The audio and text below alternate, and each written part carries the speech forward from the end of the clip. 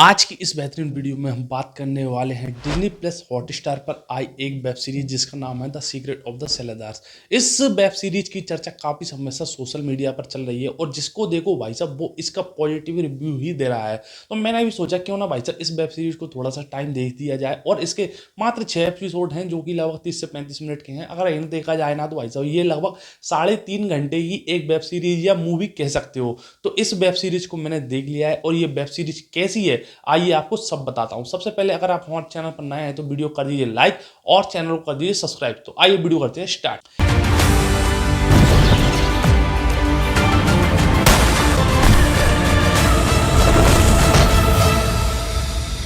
नमस्कार दोस्तों, कैसे हैं आप देखना शुरू कर चुके हैं झकास रिव्यू की एक और वीडियो।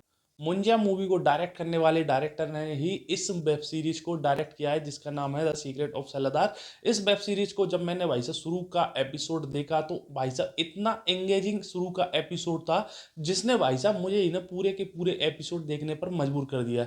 मैंने ये वेब सीरीज कल रात लगभग 11 बजे शुरू की थी और इस वेब सीरीज को खत्म करते करते मुझे लगभग 2:30 बज गए थे। 2:30 बजे तक मुझे नींद नहीं आई थी।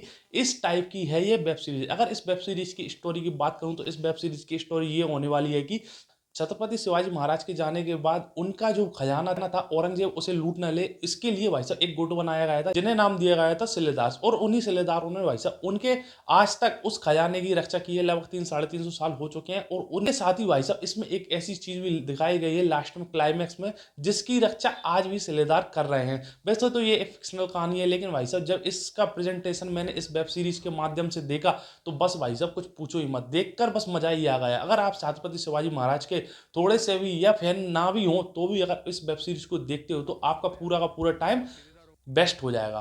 वेब सीरीज में आपको आशीष खंडेलवाल देखने के लिए मिलेंगे जो कि इन्हें बहुत ही कम मूवियों में देखने के लिए मिलते हैं, लेकिन जितनी भी मूवियों में देखने के लिए मिलते हैं भाई साहब ये अपना पूरा का पूरा बेस्ट देते हैं। इनकी लास्ट मूवी देखी थी जिसका नाम था टेबल नंबर 21, जिसमें भाई साहब परेश रावल भी थे और मतलब कि इन दोनों ने उस मूवी में जो जान फूकी थी कि बस पूछो ही मत। तो भाई साहब द सीक्रेट ऑफ सेलेदार मैंने देख ली और इसके 6 एपिसोड वाकई में काफी ज्यादा शानदार है।